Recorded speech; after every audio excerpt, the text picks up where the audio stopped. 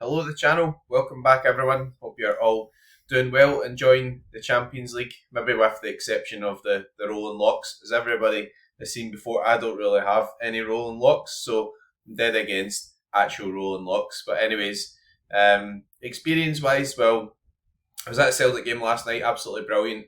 There with Quinny, really enjoyed it, went for some food, a couple of beers before it.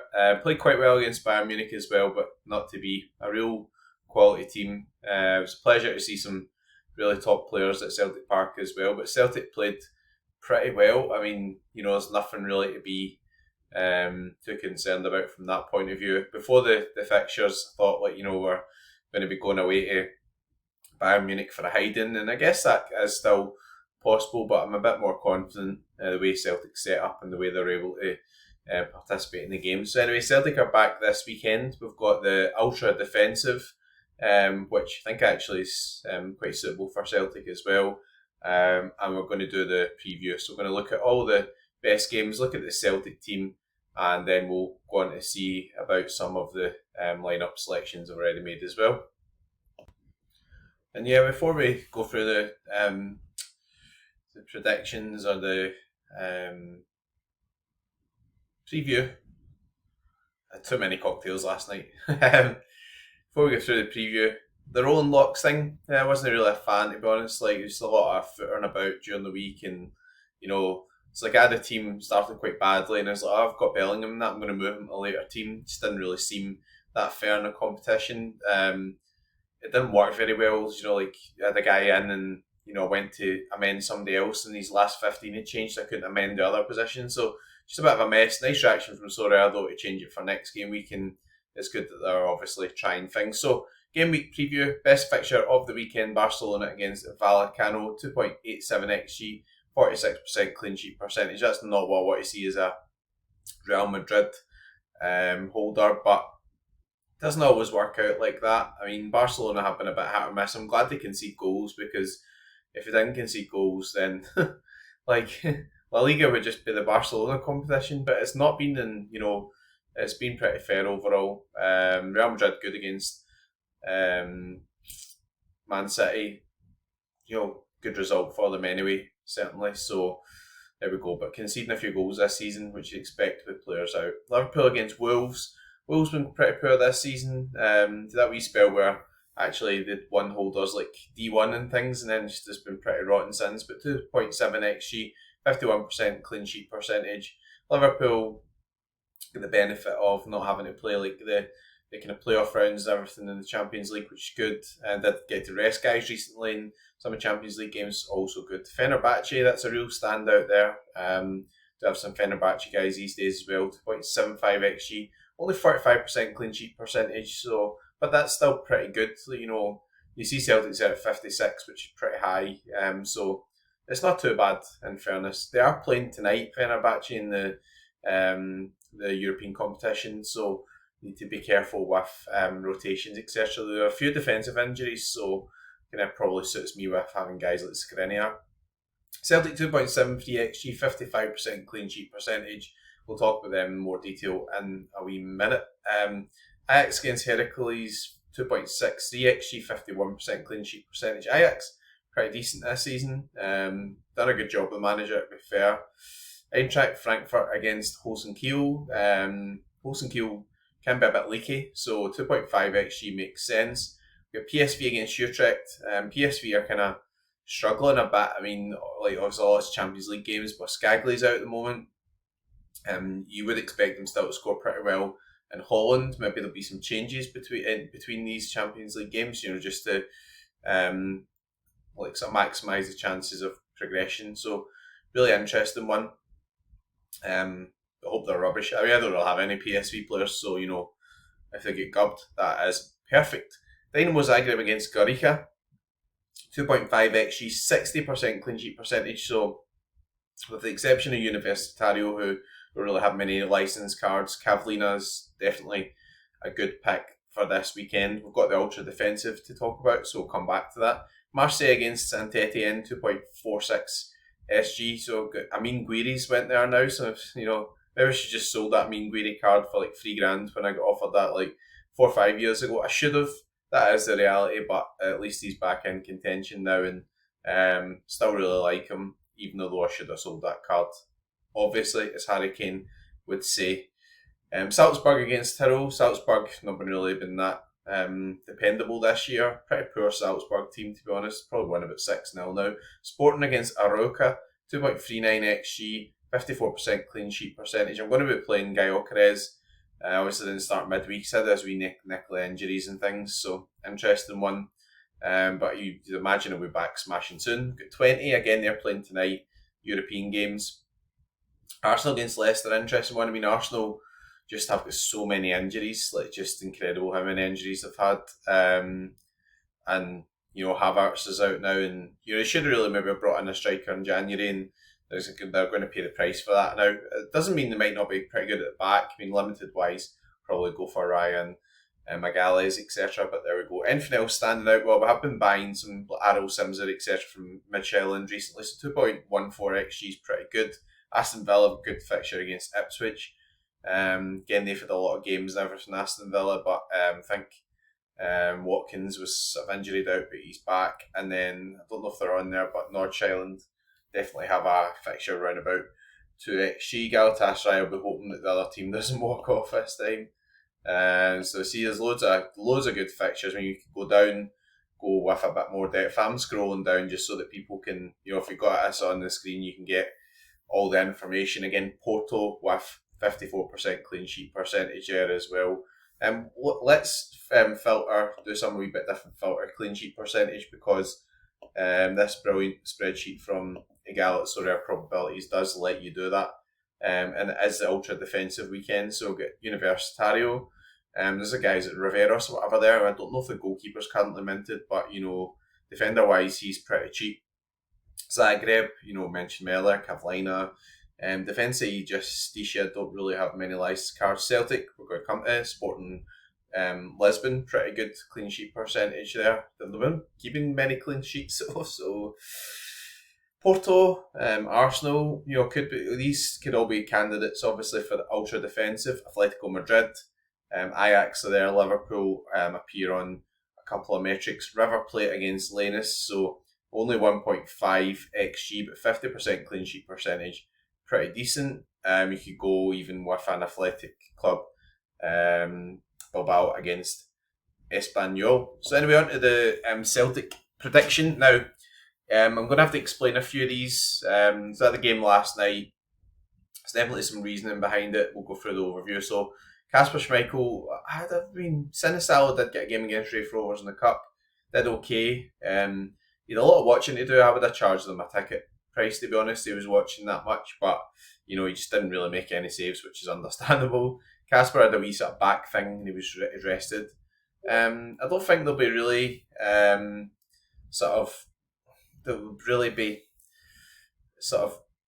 too much messing about with Casper, but hopefully if there was, we'll find out about it. Alistair Johnson 75%, Vickers trusty, and Greg Taylor 60%. It's an interesting one because Celtic are still in the tie against Bayern, right? So it's 2-1. There's no away goals. Celtic could have scored at the end, could have got the draw. Feels as if we're still in the tie, so could be a sort of freshen up scenario. You'll see we've got Dane Murray in there as an alternative for Carter Vickers. That'll be the first time for people probably seen his name, but he started the game against Raith Rovers. He came on at Aston Villa away. Brendan says it's somebody that he likes, and also I think there was a game where he was scheduled to start just on a bit of rotation, so that'll be interesting. That sort of stuff will probably creep in as the season goes on, especially if Bayern Munich finish the job. Could see scales. Greg Taylor and Schlupp. I mean, Schlupp's had minutes. The only reason I'm thinking about Schlupp as well is I think that away from home against Bayern, Schlupp's pace could be handy, so could well get a start just to sort of prime him for that.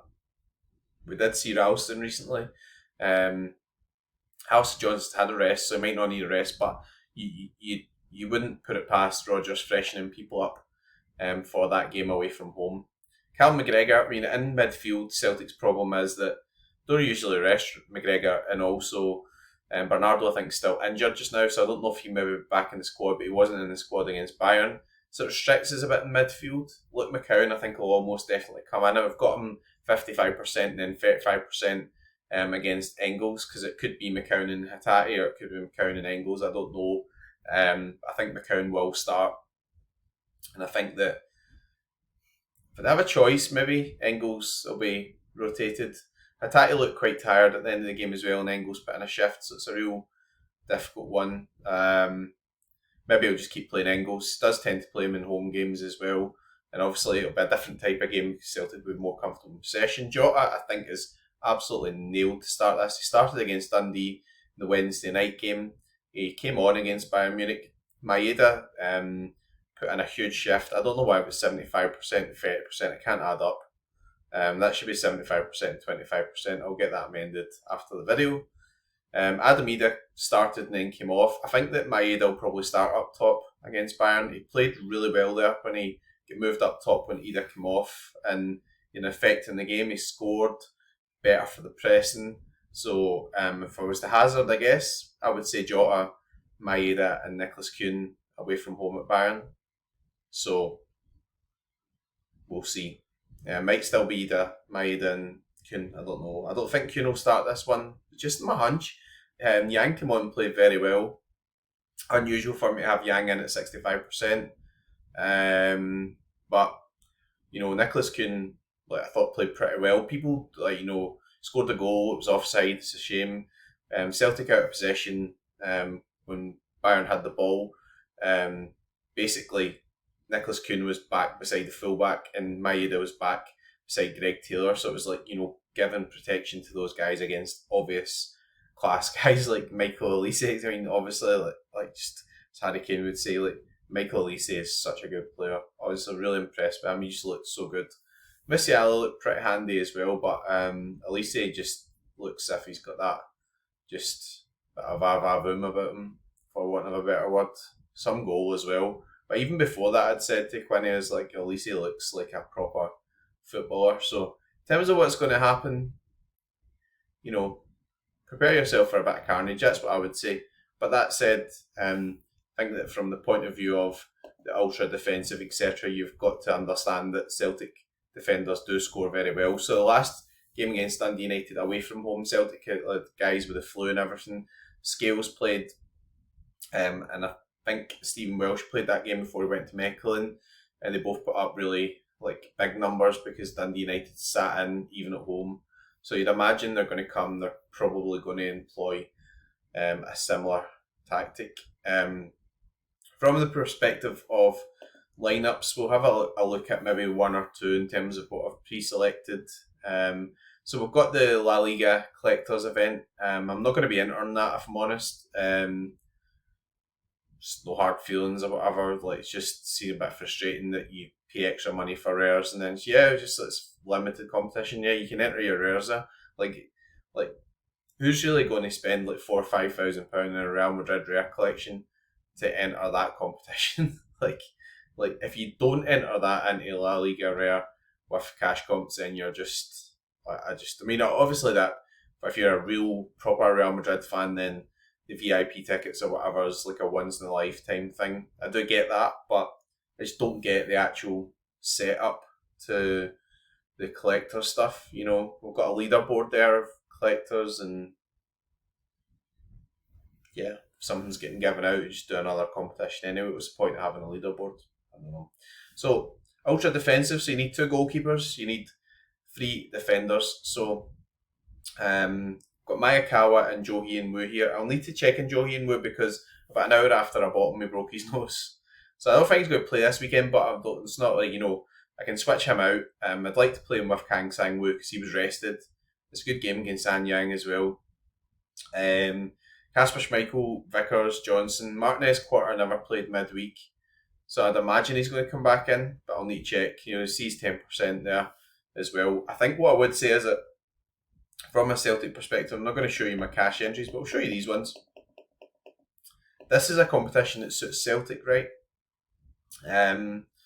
Celtic defenders score really high, so I say I put Kavalina in there. Went with like Pavlovic, who's been excellent. Maybe he could be rotated at the weekend. It's the only competition I can think of where you can play like a Celtic goalkeeper and three defenders. Which if Celtic get a clean sheet, like that could just hack up in this competition. So definitely food for thought. Maekawa's got two games. The good thing about playing him in the ultra defensive is that you get the benefit of the double dunter, as I refer to it sometimes. So there we go. I'm also going to show you my challenger entry as well. A bit of discussion about last weekend, and then we'll finish by talking about what I've been doing in the market. So yeah, I've got the challenger in-season entry. So the interesting one, Simsier's got a pretty good game. Nygren, reasonable game. Rasmussen's got a reasonable home game. I mentioned Skriniar earlier. Kakier's not got a brilliant game. Besiktas away is pretty tough. So he'll need an hour. So Miracle, he had a much better fixture last weekend. They'll probably play about with that stuff. I mean, it was really harsh last weekend. Like Mignon's missed a penalty, and basically if he'd have scored that with being captain, they'd got me on the podium. But food for thought, like already being pretty competitive is good. So just thought I'd show you that just as a wee kind of progress update on what I've been doing. I mean, I don't think I've went absolutely mental with buys in terms of super rare normal value amounts. Buscagli's usually at least £1,500 and everything as well. So buy wise, I've been picking up some guys I think are reasonable value in age, etc. Going a bit slower with that. I mean, when I seen Joe Yun Woo and Kang Sang Woo, I really wanted that as a defensive sort of combination for this summer. I hope Joe Yun Woo's not out because I'd quite like to use this combination in the special towards the end of the month, but we'll see. I went a bit mental and just bought the whole Nashville collection, so it's kind of nice to get involved in the MLS stuff. People are paying £400 for some of the first limited cards, etc. So yeah, from that point of view, probably a bit better value. Will I win back about £1,000 with rares and MLS over the course of the season? I don't know. I could win more. Likelihood maybe win a bit less. Nashville or not, Lionel Messi or whatever. But yeah, Nashville are kind of like my MLS team. So Hani Mukhtar, Joe Willis, Walker Zimmerman. I think Tagzef's a good signing. Joe Willis and Walker Zimmerman don't really owe me anything on Sorare. I mean, those two and Hani Mukhtar actually won me a Messi in one of the All-Star competitions. Albeit it was probably back in the Pro where you could use a Hani Mukhtar super rare. But yeah, I've always really liked followed Nashville. I thought they underperformed a bit last season as well. So yeah, rather than just spending £1,000 on a Messi and then having to fork out for all the guys around about him spending thousands, I spent loads of money on the Nashville stack, which might be a good genius decision. It might be an absolute terrible decision. So who knows? I don't know if I'll be hitting many streaks. I mean, obviously 420, 430, 440 and everything. Nashville are kind of team traditionally a bit, pretty strong at home. When they get going, they can be solid defensively, but maybe not so much last season. But Zimmerman was coming onto his stride towards the end of the season, and I think the lad they've signed to play beside him, the new centre back, looks quite good. I think he'll be better than Jack Maher as well. Tagzef's good signing. Schaffelberg's good. They just picked up another guy as well from, I think, a Swedish team. So I'll need to check actually. Shall we check that just now? So I'm not going to miss the other 1 out of 100 and ruin the perfect collection. They do get these guys out pretty quickly, actually. But I think he's just been confirmed. So yeah, Jason Palacios was the guy I was referring to there. If anybody sees 1 out of 100 of the new lads from Sweden, please let me know, because I'll be a bit annoyed if I miss it now that my now my OCD's kicked in and I've got all the number one cards. But I think it's kind of cool collection, and I like Nashville. That's my sort of MLS team. So there we go. So we're going to end on that note. If anyone's any questions about the special or Celtic or whatever for this week, then please let me know. I think it's a good fixture for Celtic. Rangers have got a difficult fixture. They're away. There's other good fixtures in contender as well. It's all on the day. It's all on the lineup. We'll see if there's a lot of messing about. But Fingers crossed. Wee bit frustrating recently. Celtic smashed up against Dundee when there was nothing really on and there was no real prize available. But win's a win, and that's it. You get some ups and downs, and I'm over that now. I promise. I'm not actually, but yeah. Why did they not hit 645 in a big weekend? They're worth so much more. I promise I'm over it. I'll shut up now. Anyway, let's end. Enjoy your weekend. Good luck on Sorare. Enjoy your Valentine's Day tomorrow. I'm not going to be around tomorrow night because it's Valentine's Day. This is recorded on a Thursday. But we'll end in customary fashion. Good luck and go fuck.